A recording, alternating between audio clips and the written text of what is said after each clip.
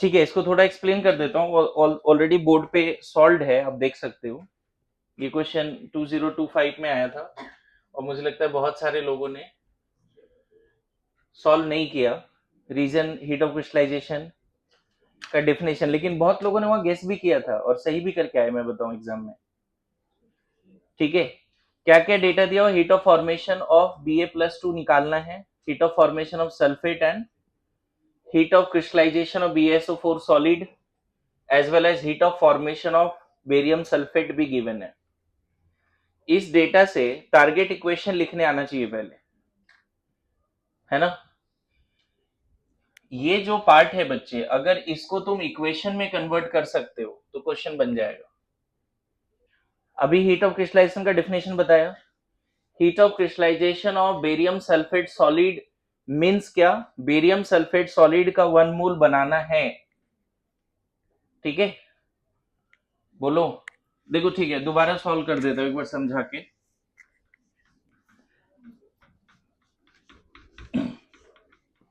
देखिए, सबसे पहले इसको आप इक्वेशन में कन्वर्ट कीजिए। So heat of crystallization is nothing but to form 1 mole of solute from there ions in aqueous state. 1 mole of solute भी किस में बनाना है, सॉलिड फॉर्म में। इस रिएक्शन में जो भी हीट चेंज होगा, क्या उसको heat of formation of BaSO4 बोलेंगे जी? इतना सीखा है क्या हमने? क्या इसको heat of formation of BaSO4 बोल सकते हैं? हीट ऑफ फॉर्मेशन का डेफिनेशन होता था 1 मोल कंपाउंड तो बनाना है फ्रॉम द आयंस या फ्रॉम द एलिमेंटल फॉर्म। तो ये कभी नहीं बोलना। अरे यस नो, इस रिएक्शन में जो भी हीट चेंज होगा, क्या उसको heat of formation of BaSO4 बोलेंगे? बोलो। नहीं बोलेंगे, क्योंकि BaSO4 जब भी बनाना है ना, यहाँ बेरियम सॉलिड लेना पड़ेगा। बेरियम का elemental form most stable state, sulphur का रोम्बिक वाला पार्ट और ऑक्सीजन का O2। अगर बेरियम सॉलिड सल्फर और O2 से बनता, तब हम इस रिएक्शन के एंथैल्पी चेंज को heat of formation of BaSO4 बोलते। यहां पे हमें इसको क्या बोलना पड़ेगा, heat of crystallization of BaSO4 solid, क्योंकि हीट ऑफ क्रिस्टलाइजेशन का भी डेफिनेशन देखा था हमने। Heat of crystallization is nothing but what energy released when 1 mole of ionic solid is formed from their ions in gas state। ठीक है, अच्छा, इसी रिएक्शन का हीट चेंज का फॉर्मूला क्या हम फॉर्मेशंस के फॉर्म में लिख सकते हैं? हमने कभी बताया था, अगर किसी टारगेट इक्वेशन का हीट ऑफ फॉर्मेशन प्रोडक्ट और रिएक्टेंट का गिवन है, किसी टारगेट इक्वेशन का हीट ऑफ फॉर्मेशन प्रोडक्ट्स और रिएक्टेंट्स का गिवन है, तब फॉर्मूला क्या लिखते थे, summation of stoichiometric coefficient heat of formation of product minus summation of stoichiometric coefficient heat of formation of। और क्वेश्चन गौर से देखो तो इसका हीट ऑफ फॉर्मेशन गिवन है, इसका भी हीट ऑफ फॉर्मेशन गिवन है और इसका हीट ऑफ फॉर्मेशन पूछा गया है। अच्छा, जिस रिएक्शन का आप इस फॉर्मूला से हीट ऑफ रिएक्शन निकाल रहे हो, उसी रिएक्शन का हीट ऑफ रिएक्शन तो हीट ऑफ क्रिस्टलाइजेशन है। तो इसके जगह पे हम क्या रख सकते हैं, हीट ऑफ क्रिस्टलाइजेशन। इसके जगह पे क्या लिखेंगे, 1 into heat of formation of BaSO4 minus 1 into x. इसका मान लेते हैं हीट ऑफ फॉर्मेशन, इसका कितना है बच्चे, x मान लेते हैं, plus 1 into heat of formation of sulphate minus 216। देखा, और ये कितना रखोगे, माइनस 45 या 4.5, 4.5 किलो कैलोरी है, और ये सारे डेटा भी किलो कैलोरी में ही है। 349 और यहाँ पे कितना आएगा, माइनस एक्स प्लस 216। बोलिए, यहां से x कितना आ जाएगा, माइनस किलो कैलोरी। आंसर आ गया। ध्यान रखना, ये x है heat of formation of Ba+2 aqueous. ये जो डेटा है बच्चे, इसको ऐसे लिख लेना, heat of formation of Ba+2 aqueous. और यही पूछा गया था. So this was the question जो पूछा गया आपसे. ओके, नाउ चलो इसको लिख लो. फिर इधर 3 डेफिनेशन है. इस डेफिनेशन को मैं भी उतना एक्सप्लेन नहीं करने जा रहा हूं, लेकिन इसमें कभी कभी लोगों को कंफ्यूजन होता है. 1 मोल, फिर से एक्सप्लेन कर दो, थोड़ा सा एक्सप्लेन कर. 1 मोल एनहाइड्रस सॉल्ट को limited water limited amount of water देना है. 1 मोल एनहाइड्रस सॉल्ट को लिमिटेड अमाउंट ऑफ वाटर देना है so that it become hydrated salt. आपको पता है जितने भी एनहाइड्रस सॉल्ट है, most of the hydrated salt anhydrous salt will have ability to trap some water. 1 mole anhydrous salt का अपना एबिलिटी होता है फ्यू मोल वाटर को अपने अंदर ट्रैप करने का, बिकॉज ऑफ H बॉन्ड और coordinate bond, some other reasons. फिर से रिपीट कर रहा हूं, 1 मोल कोई भी, ऐसे मस्ट नहीं है सारे होंगे, लेकिन most of the 1 mole anhydrous salt has the ability to trap some limited amount of water molecule inside their crystal because of H bond or because of coordinate bond. जैसे कॉपर सल्फेट को 5 water molecule trap करने का ability है, research में आया है.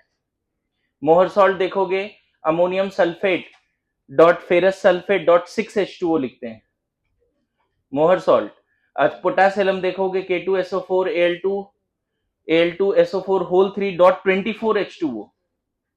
तो ये रिसर्च से आता है कि कुछ एनहाइड्रस सॉल्ट थोड़ा बहुत वाटर मॉलिक्यूल एटमॉस्फेयर से भी ट्रैप करके रख सकता है.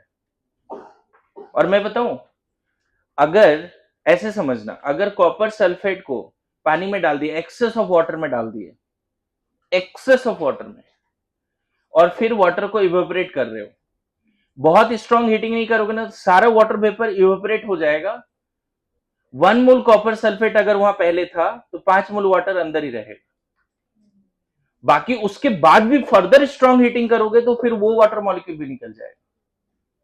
क्लियर है?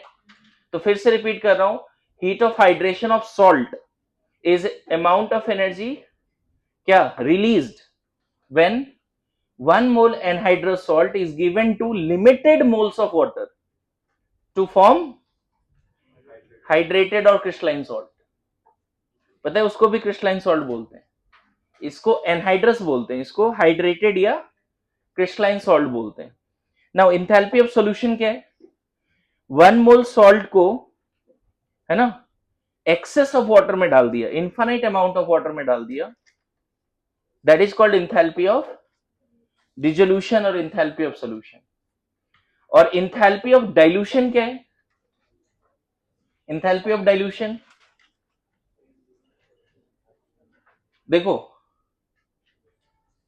कोई भी सॉल्ट है, मतलब मान लो क्रिस्टलाइन सॉल्ट है, पहले से थोड़ा बहुत वाटर है उसमें और पानी डाल दिया, तब भी एनर्जी थोड़ा बहुत रिलीज होगा, that is called enthalpy of dilution. Change in enthalpy when additional solvent is added to the solution depends on the original concentration, amount of solvent added. देखो पहले यहां से देखो, इसमें और एक दो अच्छे एग्जांपल रख सकते थे हम लोग, मैं थोड़ा और बता देता हूं ऐसे तुम्हें. इंथैल्पी ऑफ डाइल्यूशन का मतलब है कि पहले से वाटर और कोई कंपाउंड है, मान लो पहले से वाटर है और 1 मोल कंपाउंड है, उसमें अगर फर्दर पानी डाल रहे हो और कोई एनर्जी रिलीज नहीं हो रहा है, इसका मतलब ऑलरेडी वो इंथैल्पी ऑफ सॉल्यूशन. कोई एनर्जी रिलीज नहीं हो रहा है मतलब वो इनफाइनाइट डाइल्यूटेड है.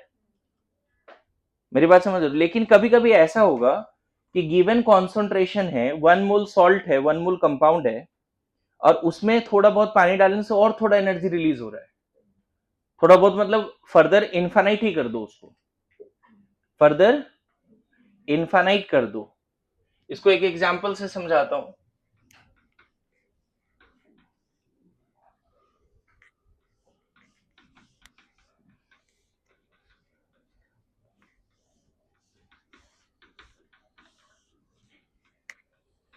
देखिए ऐसे समझो कि यहां पर 1 मोल कॉपर सल्फेट है और थोड़ा बहुत 1 लीटर वाटर है, 1 लीटर मान लेते हैं वाटर लिक्विड भी. अब इसमें गिवन कॉन्सेंट्रेशन में इसमें पानी इनफाइनाइट डाल दिया और पानी डाल दिया, और फिर जो एनर्जी रिलीज हुई that is called enthalpy of dilution. क्योंकि ये अभी जो कॉपर सल्फेट था वो इनफाइनाइट वाटर में नहीं है, अभी लिमिटेड वाटर में। समझ में आ रहा है? लिमिटेड वाटर में फर्दर और थोड़ा, मतलब इतना सारा पानी डाल दिया कि जितना एनर्जी रिलीज होना था हो गया, that is called enthalpy of dilution. अगर तुम यहां पर सिर्फ 1 मोल कॉपर सल्फेट रखते सॉलिड, यहां पानी है ही नहीं, थोड़ा भी नहीं है पानी, और फिर इनफाइनाइट वाटर डाल दिया, तो इस केस में एंथैल्पी ऑफ डाइल्यूशन नहीं बोल के क्या बोल देंगे? Enthalpy of solution. मतलब कोई सॉल्ट गिवन कॉन्सेंट्रेशन पर है, उसके बाद उसको इनफाइनाइट डाइल्यूशन पे ले जा रहे हैं, देन इज कॉल्ड, और उस केस में जो एनर्जी रिलीज होगी दैट इज कॉल्ड, फिर से रिपीट कर रहा हूं, गिवन कॉन्सेंट्रेशन पर है और इनफाइनाइट पानी डाल रहे हैं।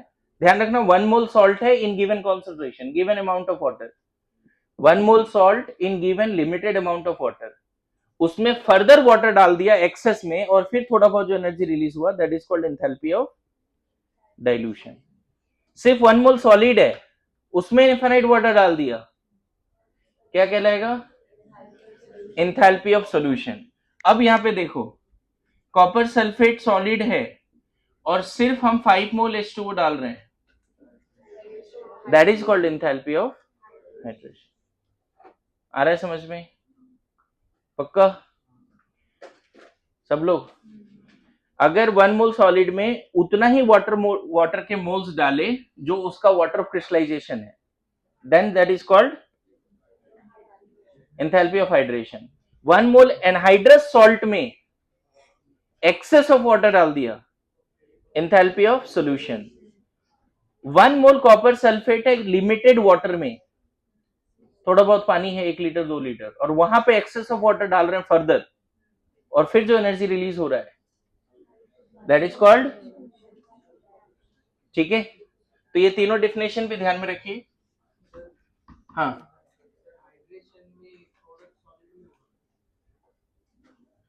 हाइड्रेशन में, हाँ यहाँ पे एनहाइड्रस सॉल्ट ही बोल रहे हैं ना।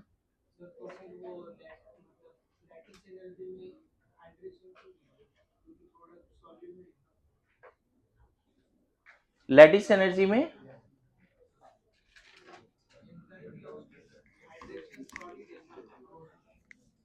बताता हूँ, वो सर्कल भी बताता हूँ। वो सर्कल मैंने आयनिक कंपाउंड में बताया था, एक बार देखो वो सर्कल भी बता देता हूँ। मान लो NaCl सॉलिड है, ठीक है, और ये जा रहा है Na plus aqueous and Cl minus aqueous में। गौर करना इसमें क्या क्या एनर्जी इन्वॉल्व है, समझना। इस पर्टिकुलर केस को हम क्या बोल सकते हैं? Enthalpy of solution. पता है इसको ऐसे नहीं लिख के बच्चे ना NaCl एक्वस भी लिख सकते थे, आयंस के फॉर्म में नहीं लिख के आप इसको NaCl एक्वस भी लिख सकते थे। when 1 mole ionic compound is added in large excess of water, obviously 100% dissociate हो जाएगा और आयंस हाइड्रेट भी हो जाएगा। अच्छा, कहीं ना कहीं क्या अजय इसको हम negative of enthalpy of crystallization बोल सकते हैं? बताओ, बोल सकते हैं? अभी जितना सीखा है, 1 मोल आयनिक सॉलिड से आयंस बने हैं एक्वस स्टेट में, उस केस में जो एनर्जी रिलीज होती है उसको क्या बोलते हैं? Enthalpy of solution. क्या इसको negative of enthalpy of crystallization बोल दें? अभी क्वेश्चन भी किया था। अब देखो इनडायरेक्ट पाथ क्या है बच्चे, 1 मोल आयनिक सॉलिड को पहले गैसियस आयन में तोड़ दो, ठीक है, गैसियस आयन में तोड़ दिया 1 मोल आयनिक सॉलिड को। इस केस में जो एनर्जी लगा वो है लेटिस एनर्जी, लगा है ये 1 मोल आयनिक सॉलिड से गैसियस आयन बनाना। अब क्या होगा, इन दोनों का कंबाइंड क्या होने वाला है? आयंस का हाइड्रेशन होने वाला है, आयंस का हाइड्रेशन होने वाला है। तो यहां पे डेल्टा H हाइड्रेशन है ना, टोटल जो होगा, टोटल उसको बोलते हैं del H hydration of cation, del H hydration of cation plus del H hydration of anion. अब देखो ये डायरेक्ट पाथवे है और ये इनडायरेक्ट पाथवे है, इसीलिए हमने क्या लिखा था, delta H solution is equal to क्या, लैटिस एनर्जी प्लस यहां पे ना डेल एच हाइड्रेशन टोटल लिखो, क्योंकि वो हाइड्रेशन सॉल्ट का नहीं है। ये एनर्जी क्या मिल रहा है, गैसियस आयन से एक्वस आयन बनने में जो एनर्जी रिलीज हो रही है उसका हाइड्रेशन का बात हो रहा है, सॉल्ट के हाइड्रेशन का बात नहीं हो रहा है। यहां पे गैसियस आयन से एक्वस आयन बन रहा है, उस केस में जो एनर्जी रिलीज हो रही है उसका हाइड्रेशन एनर्जी, सॉल्ट का नहीं ले रहे हैं।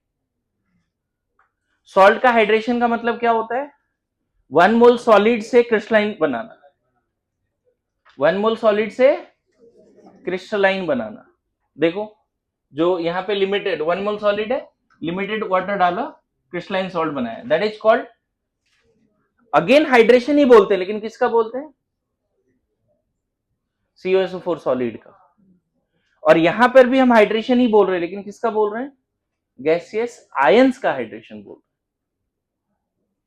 क्लियर है?